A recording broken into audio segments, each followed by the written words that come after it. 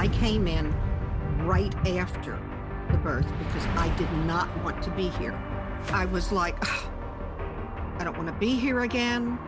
I know I have to be here again." I knew that when I wasn't here, I was with God. I also knew that when I was on the other side, I had absolute knowledge and I couldn't have it while I was here. And that aggravated me. But I knew I had to be here because there was something I was supposed to do.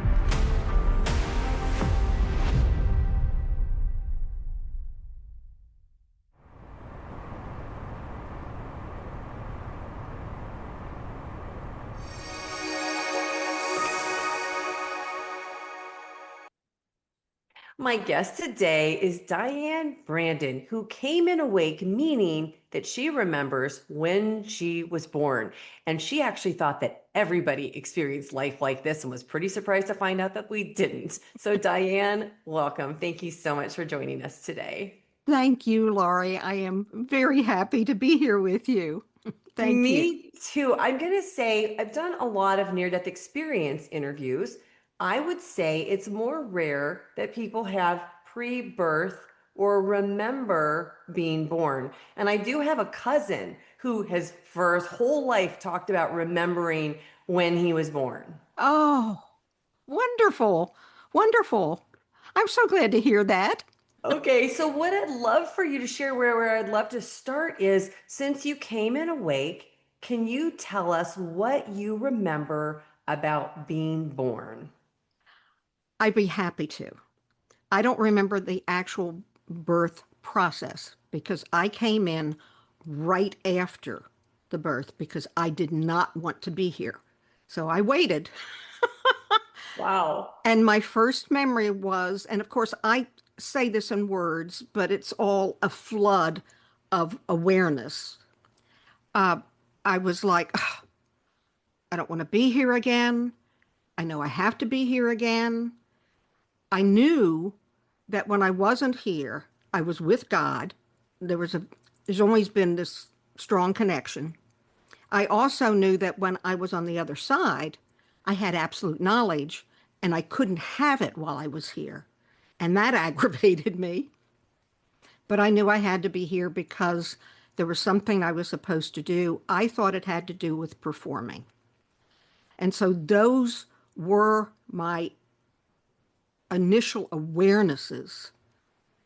And I don't think I've ever gotten over being unhappy that I have to be here or missing, I'll say missing the other side, just intensely missing, longing to be back because it's wonderful. Well, I know not everybody in a human incarnation feels that way. I think there are a lot of people walking around who have absolutely no memory of what they were before they had this lifetime. And as a matter of fact, probably believe that this is the one and only, and this is the first time that they're doing it, and whatever their belief system is.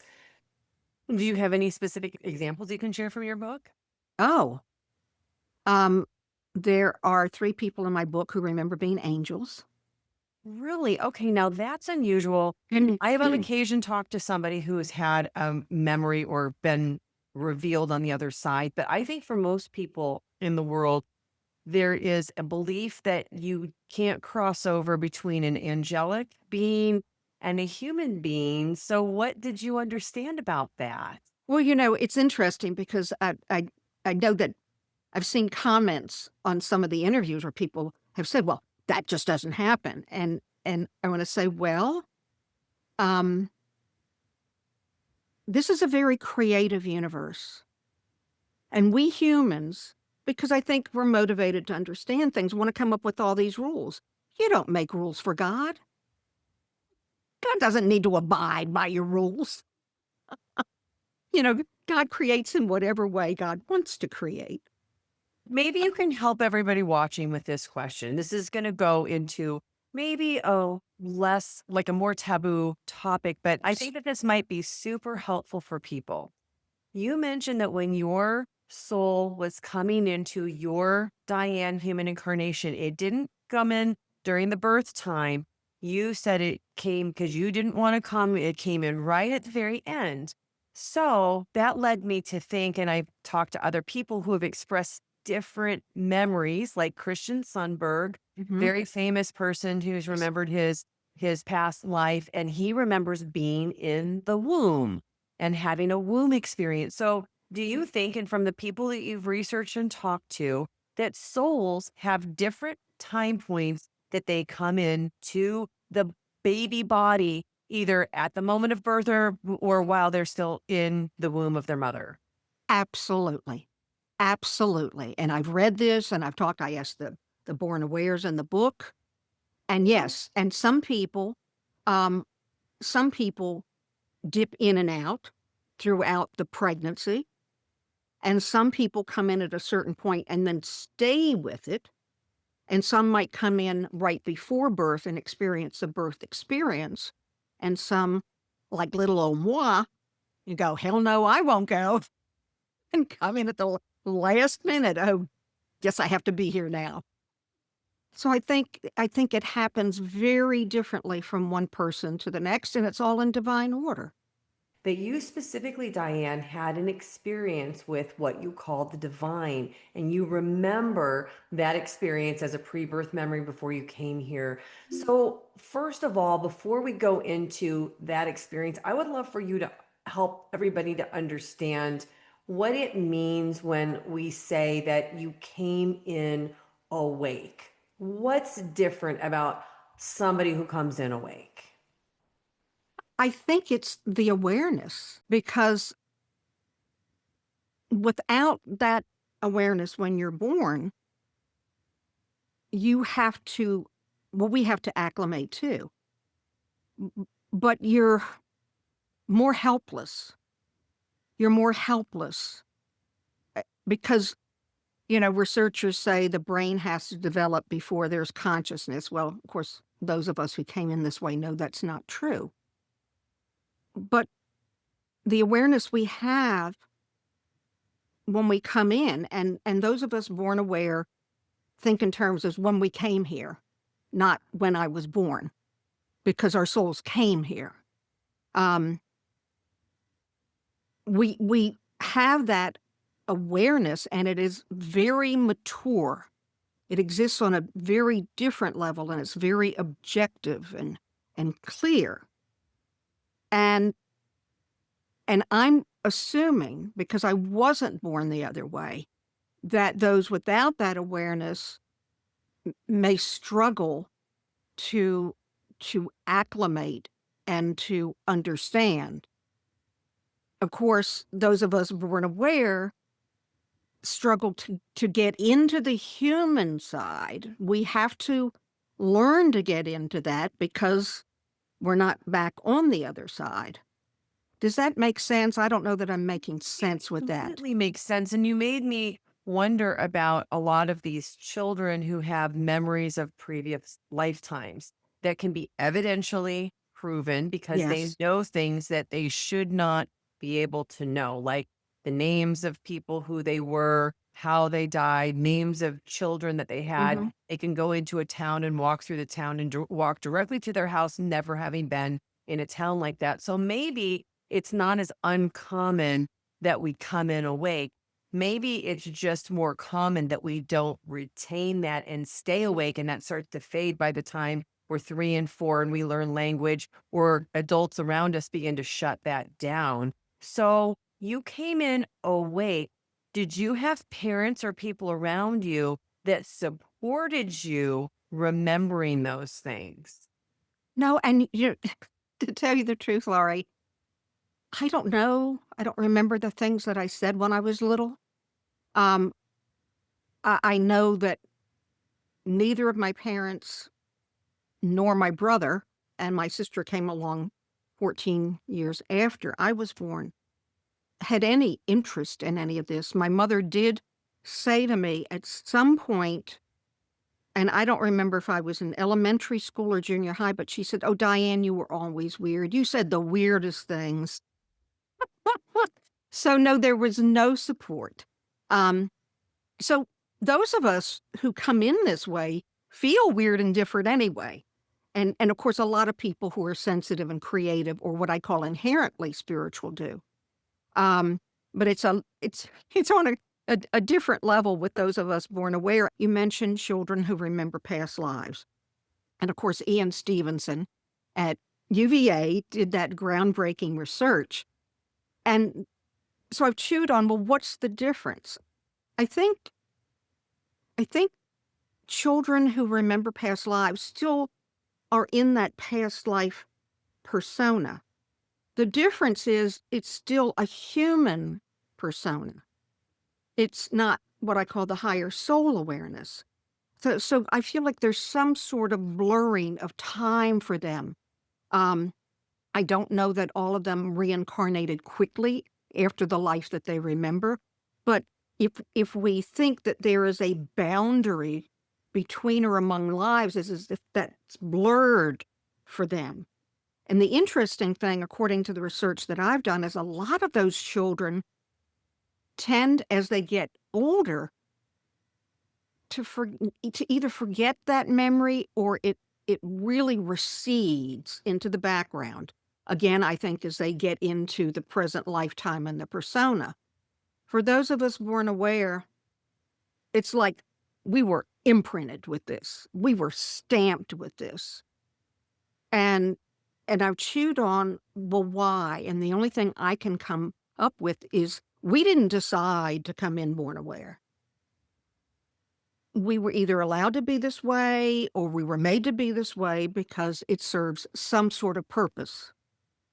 And I feel that it has to do with what this phenomenon can teach to others or help others with, which I think primarily has to have to do with the higher soul awareness. Of course, other things like, yeah, the other side and heaven are real, and there's no reason to fear death because it is indescribably delicious on the other side.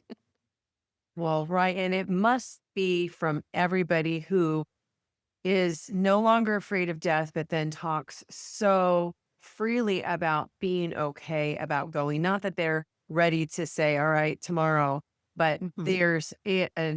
there's an anticipation to go back. Yes, and the near-death experiencers, have that wonderful it's not pleasant for everybody. And I know for a lot of near-death experiencers, there is a period of time of having to acclimate afterwards, but it really helps a lot of them with a fear of death. And they are introduced to the light and to reunions and wonderful things, wonderful experiences during the near-death experience. And it certainly affects change in people. Um, you may know of Tom Sawyer, the near-death experiencer, who back when I read Kenneth Ring's book, Heading Toward Omega, and he researched near-death experiencers. At that point, Tom Sawyer was the only near-death experiencer that researchers knew had actually gone into the light and come back. And I think since then others have. But I heard him speak a few times in the research triangle while I was living there. And he was totally transformed, and he could not talk about his experience, especially the light, without tearing up. You know, Beautiful. Well, since you've mentioned the light, I would really love to hear about what you remember about your experiences with the divine before you had this Diane human incarnation. well, I'll admit that a lot of my memories are not clear. The strongest memory I have is of the divine, being with the divine, and and and I'm sure you've heard this. You're aware of this. The divine is not an old man with a long white beard. There's a sense of this just huge, massive energy field, powerful and loving, and with a sense of a presence. And that's my clearest memory. And I also somewhat remember, my memories are hazy now, of the love, the connection, the sense of community, We don't have a body. We're not eating and drinking. And just love and the ability to quote unquote move about our souls or our energy fields are free to move about. We're not bounded by time. We're not bounded by space. And the connection with others, the love is palpable. And I've Beautiful. started interviewing some people about their memories of the other side. Yeah. So you mentioned that you did a lot of research.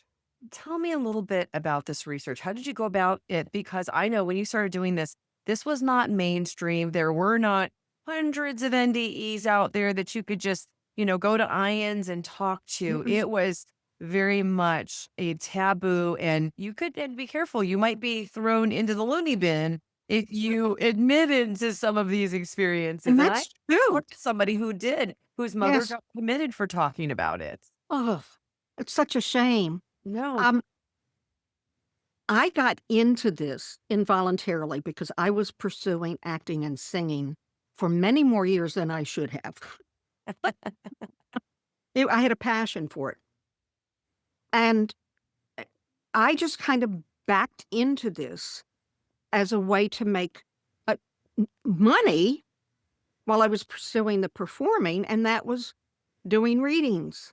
And in grad school, I'd had tarot cards. I didn't know what I was doing. I did not know I was intuitive, Laurie. And a friend suggested that I try that. And I was like, oh, I can't do it. But a few years before, I had had a literal epiphany, what I call my epiphany of self-esteem, because I was always, had low self-esteem and I was a people pleaser. And it was literally an epiphany. And because of that epiphany, I thought, well, maybe I'll try it. And I did. And this was at a time I lived in the Research Triangle in North Carolina for many years when more and more people were into this. It's a hotbed in the Triangle. And so when I started doing the sessions, and then I was asked to do a fair, and everything fell into place. And I went to a store to do sessions, a metaphysical store. And there was a group there, Spiritual Frontiers Fellowship. And they were the ones who had Tom Sawyer in a couple of times.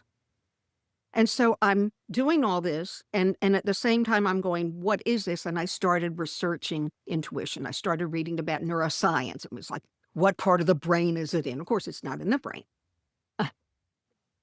And along the same time, my dog died.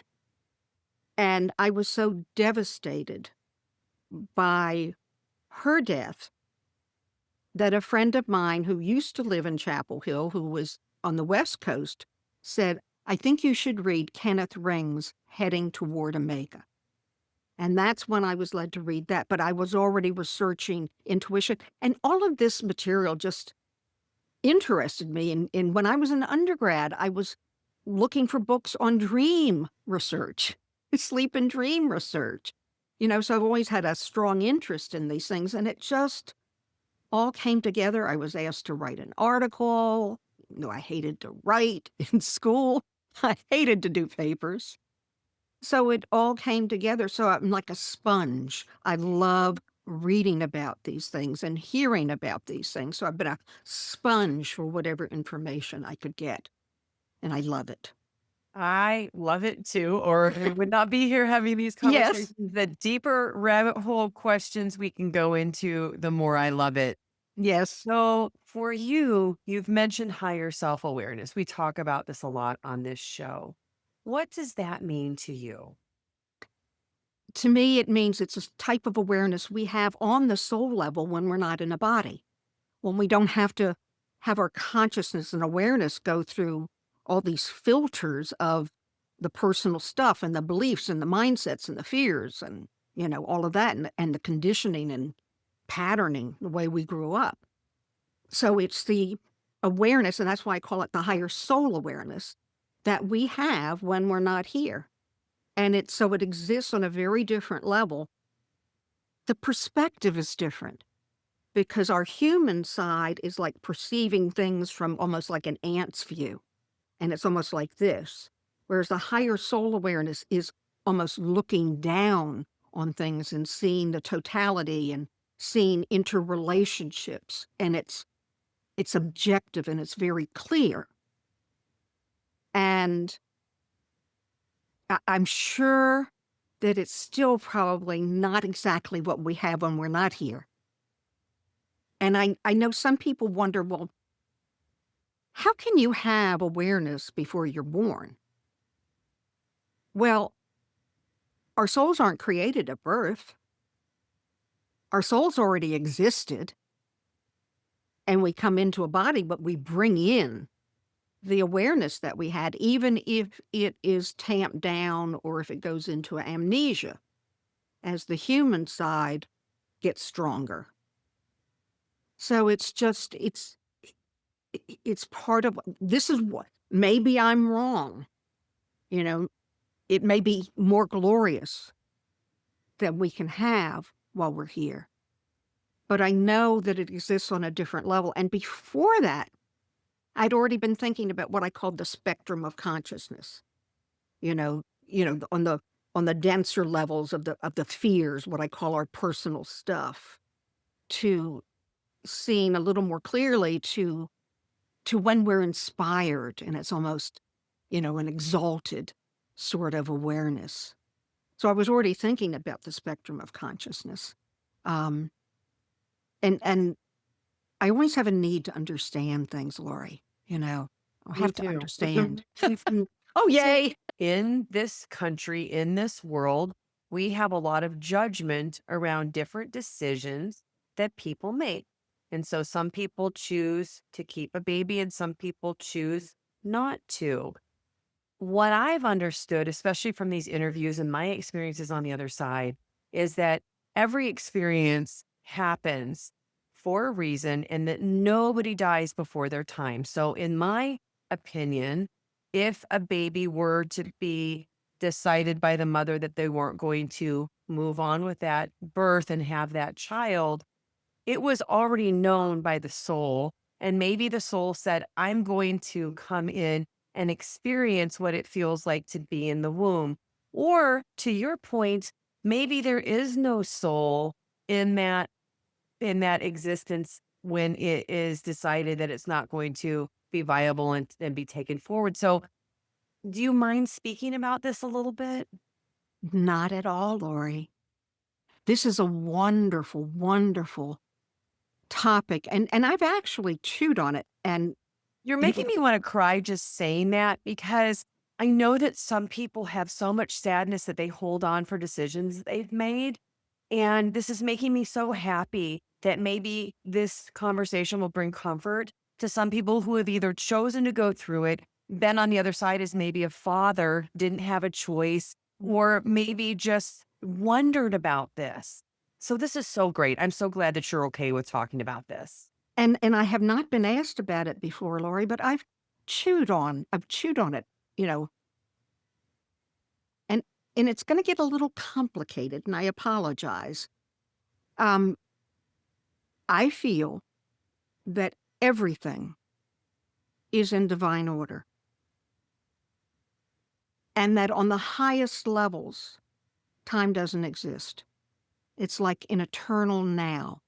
It was already known what we would choose. I know that some people are uncomfortable with that because they're very attached to their sense of having free will. But it's always been known what we would choose, and I actually feel that our lives is very complex, and the mind of the divine is beyond anything that our human minds can understand, and everything is planned. And if you think of the complexity just on this planet, let alone other planets in the universe, this huge, wide, infinite universe, that's very intricate how things fit together. We don't have the mind of God, but that our lives are planned. Some people have taken exception with my saying, I was told I needed to come because they feel like, well, you could have always said no. And I'm like, no, when God tells you to do something, you do it because there is purpose. There is a reason for it. And actually, um, a couple of friends and they're both in the book. I didn't know they were born awares when we started doing this, but for a few years, we would do these monthly meditations. And in one of them, we would basically get into a meditative state and connect our energies and just see where we were taken. In one of these, we were taken, I can't describe it, but I just knew. I said, this is where we are energetically encoded with the plan for our lives. And so everything is in divine order. It's all planned. And we also know that in a situation such as pregnancy, the soul doesn't die.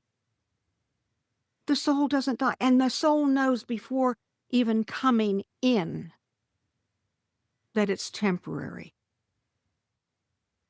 It's almost, I'm going to draw an analogy, and this is the first time I've thought of this. It's like children who at a very young age go through something and die. And I've always had the sense that they came in because that experience would teach a lesson to other people.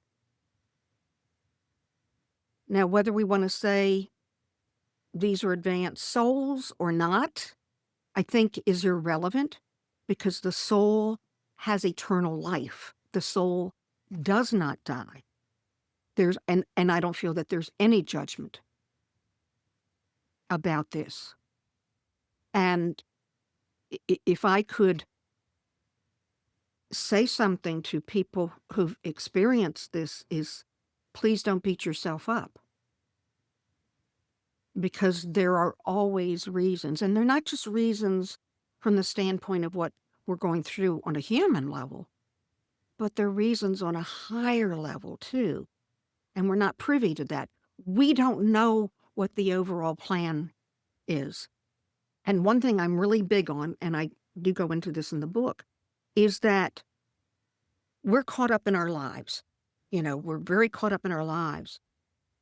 But we are here not just for our own growth and unfolding, but also for the roles we play with other people because there's a drama. There's a greater drama going on this level, on this planet, and I feel it has to do with moving humanity forward. Absolutely. That's Yeah. why we're here Yes. on this channel Yes. having these conversations. I want to add one thing to what you said. So beautiful. You're helping to release people of guilt, of ruminating in experiences that were just meant to be that they don't recognize. So you were saying that, let's say that a child dies early and that sets up a lesson, but it also sets up the ability for somebody to experience something that they wanted to experience coming in, and they would not be able to experience it without that loss.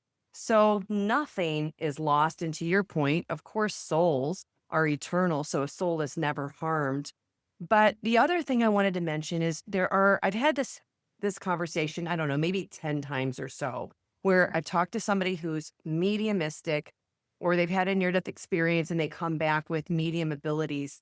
And they have had clients that they've talked to where a soul comes through and explains, you were sad because maybe it was a miscarriage, maybe you made a decision not to have it, something happened, but that soul came back later as another child. Yes. And Oh, yes. so that is also, from what I understand, a fairly common thing. And yet the mother might light a candle on that date and cry about it when the soul is right there already with them. So Yes. people need to release themselves from the judgment of themselves because you don't Absolutely. know, and to your point, the mind of God and what is really happening for you. Yes, exactly. Exactly. We have blinders on as Yeah. humans. We cannot see the totality. We do not have the mind of God. And this is, being able to be in the higher soul awareness gives us a little more perspective, but it's still an iota of the Yeah. totality. It doesn't matter how many times I've been on the other side. The more I uncover and understand, the more questions it opens up. I don't Oh, think it will ever absolutely. end. No, no, no, which is healthy, which is healthy. And guess what? You get to find more answers and you get to understand more and explore. Absolutely. Well, will you talk a little bit about the mind of God and what you understood in your connection with the divine? Well, I have to say, I don't know the mind of God because it far surpasses what I know, because it's the mind of God and it's just infinite. And we want to talk about IQ? Well, it's off the charts. Millions of magnitudes greater than ours, I'm sure. Absolutely, absolutely. Um, but my experience is just of this.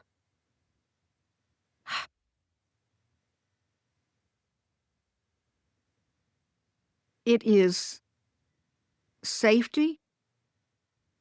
It is awesome. It is total trust, total love. And it's really beyond words. And it's just, I can't put it into words. I've heard that before. Yes, yes. That's where the word ineffable, That's no, it. it Yes. applies. But in church we're taught God, the three O's, omniscient, omnipotent, omnipresent. However, being here, I still don't feel the immediacy. I'm tethered. I feel the connection, but I don't have the immediacy. You know, every now and then I get, in French, the word is frisson, this shiver of sensing God, but it's just not like it is on the other side. I And love that you just mentioned that about the sensing and the sensitiveness towards that. Earlier when you said God was a huge, massive energy field of love, when you said that, I got goosebumps in my whole head area that just stayed during the whole time you said all of those words. And I think that the reason I mention these and say them out loud is because I think that if it's happening to me, it's happening to others. And it is the body's recognition of truth. You oh, can't make that up. Try and make yourself have goosebumps. You can't do it. no, no.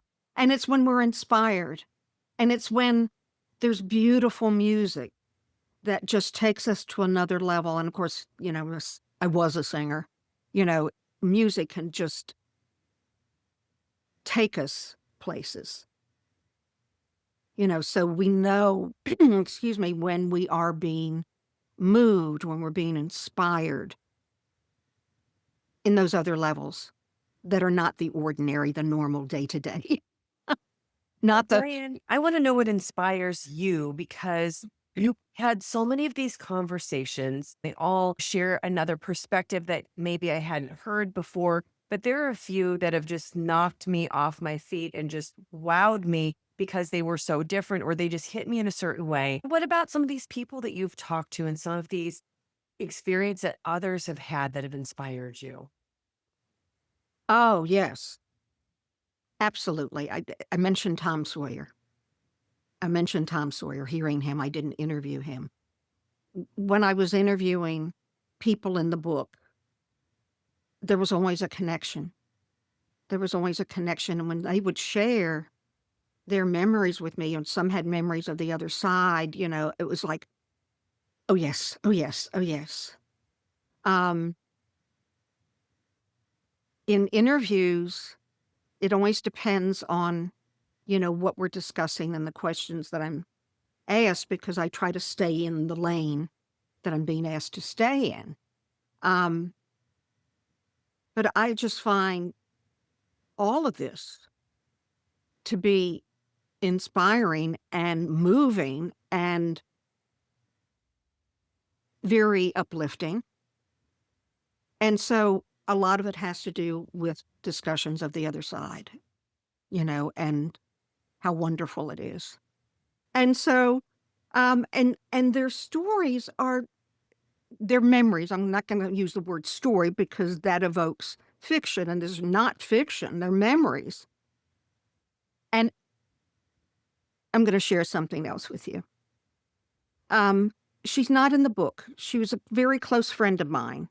I was born and raised in New Orleans, and she had lived in Pittsburgh, but the family had come from New Orleans, and so she moved back. Her family moved back in junior high, and she was one of my close friends.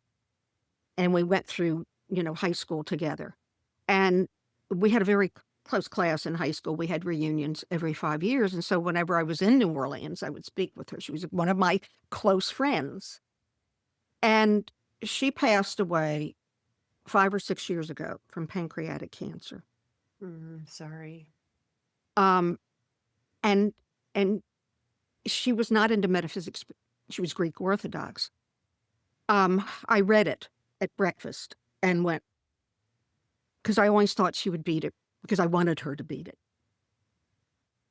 And at lunch, I had washed and blow dried my hair that day, and I used to vocalize when I would blow dry my hair. It's when, always trying to save time. That's when I would do the vocal exercises. And my husband said at lunch, I heard you singing, while you were blow drying your hair. I said, I didn't. He said, I was outside. And he said, I heard you singing. And what flashed in was And the Angels Sing, which is an old standard song. And I knew instantly that she was communicating with me and that she had been an angel, and which would suit her energy. The three in the book who remember being angels have that lovely, angelic energy. So I firmly believe, yes, who knows? And I also believe, Lori, that we live lives not just as humans, but in other life forms, not just animals on this planet, but throughout the universe. I know a couple of people who remember lives, in other places. We humans, our minds are like this. And I think it's also gives people a feeling of security. But the universe is like this. It's huge. It's immense. And so I think also a lot of humans think, humans are the pinnacle of creation and we're the smartest. Well, then we could talk about ETs and all of that. I know that humans are attached to feeling that they're really smart, but God knows, not the mind of God. And there are other beings, animals on this planet, a lot of them can perceive in ways that we can't. Bees can perceive ultraviolet light, we humans can't. So I think we humans need to learn a little bit of humility, because our place in the universe, we're not the center of the universe. I'm sure you know about Edgar Mitchell. I did not know about Edgar Mitchell. Edgar Mitchell, I can't remember, it was when the astronauts first went to the moon, and he was one of the astronauts. And he was in the rocket, and he had a spiritual epiphany. He looked at the planet Earth, and he had a spiritual epiphany. He started IONS, Institute of Noetic Sciences, as a result. So a lot of this goes back to perspective, because we see like this on this planet. I think Hubble, the pictures that are being sent back by Hubble, we see this immense beauty in the universe. And I feel like it's important that we understand that we're just this little part. And there's so much out there, and it can be inspiring, but we need to get off our self-created pedestals. So Diane, what do you think that we're here doing right now? Why do you think the purpose is right now of what's going on in the planet? Well, I go back to the paradigm shift. And I think a lot of what we're seeing right now has to do with the end stages of the paradigm shift because those two ways of thinking are polarized and abrading against each other. So, what are the two ways of thinking, in your opinion? Marilyn Ferguson, she wrote this wonderful book, The Aquarian Conspiracy was the title of the book. Wonderful book, came out in the 70s. It was ahead of its time. She went into old thinking versus new thinking. And old thinking is, we're superior, whoever we is, whether it's humans or the race or the religion that we identify with, and everybody else is wrong. And you contrast that with the new way of thinking that we're all connected. There's no superiority or inferiority. We're all connected. We are exactly where we're supposed to be. That's just one example of, old and new thinking. I feel that that's where we're headed.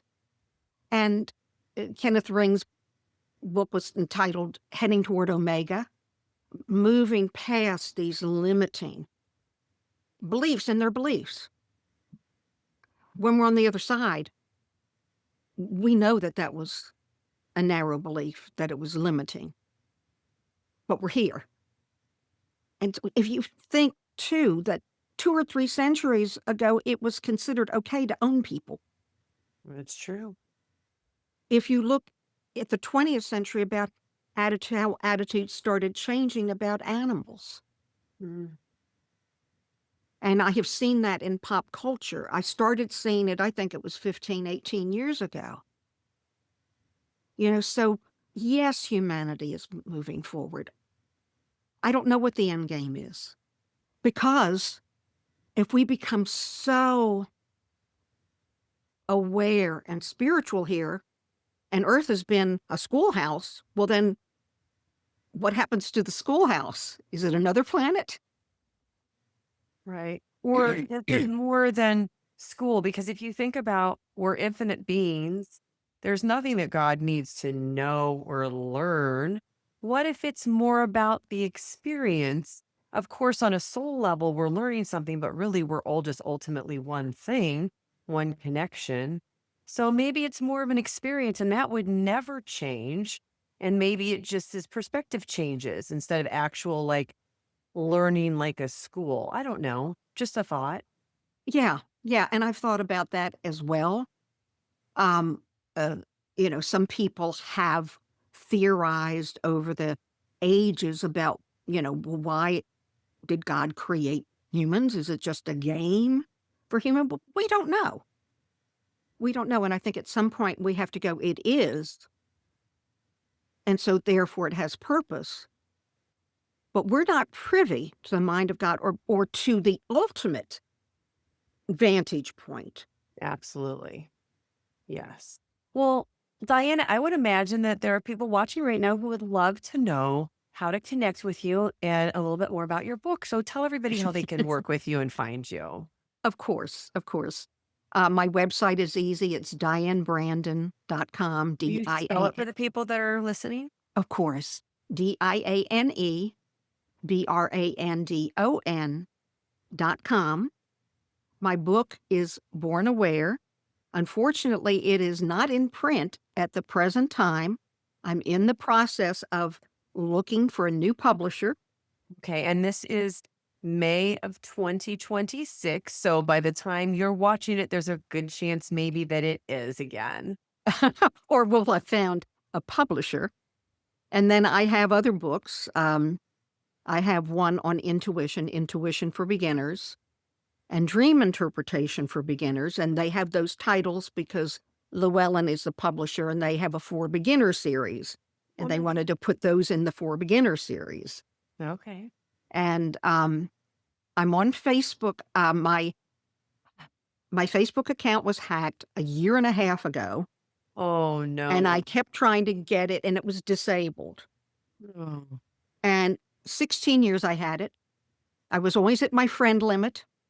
I had friends all over the world. Wow. And I tried and I tried and I tried. And just about 2 months ago, I finally said, I guess I'm going to have to start anew.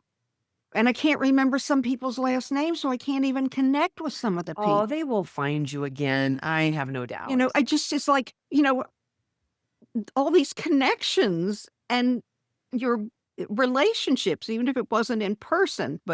Sure. But anyway, I have a new Facebook page in its infancy. What's the name on that one? Just Diane Brandon. And I have not taken the time yet to do Diane Brandon. I probably will do Diane Brandon Born Aware, because my old one, I think, was Diane Brandon Intuitive. And then I had a fan page, which I think was Diane Brandon Author. So I'll Oh, probably use Born Aware, but I haven't gotten that far yet. okay. People can look for that. Well, I'm curious for those of you who are watching, what about Diane's story and experiences touched you the most? Was it her pre-birth memories? Was it the discussions that we talked about others, about the other side? Like, what did you love about it? And if you've gotten this far and you just want to write collective, waking up the collective, those comments really help. So, Diane, I'm going to ask you one final question, which Okay. is, what do you know for sure? Ah, that's an excellent question. I know for sure that I am here temporarily, and I will go back home. I don't know when, but I know that I won't be allowed to do that until I finish doing what I'm supposed to do while I'm here. That I know for sure. I'll be back with God. Beautiful. Well, Diane, I want to thank you. I want to thank you for being an early adopter, getting in there and trying to teach us all about intuition and about our dreams and sharing these beautiful stories from other people that have had these pre-birth memories, because all of these little perspectives help everybody. So I want to thank you. Thank you for what you are doing to help wake up the collective. It is so needed right now. Thank you so much, Laura. This has been a wonderful conversation, It has been. a wonderful connection. Oh, I love it. Well, I want to, of course, thank all of you who are watching, because this show is absolutely nothing without all of you who tune in to watch, to listen, and to share these beautiful experiences with somebody who needs it. And if you still have questions, you can join me for Wake Up Wednesdays live at 5 p.m. Pacific, 6 p.m. Mountain, 7 p.m. Central, and 8 p.m. Eastern. Thank you, everybody, for watching. Do you believe that love never dies and you want to hear stories that prove it? Well, hit the subscribe button. You belong here.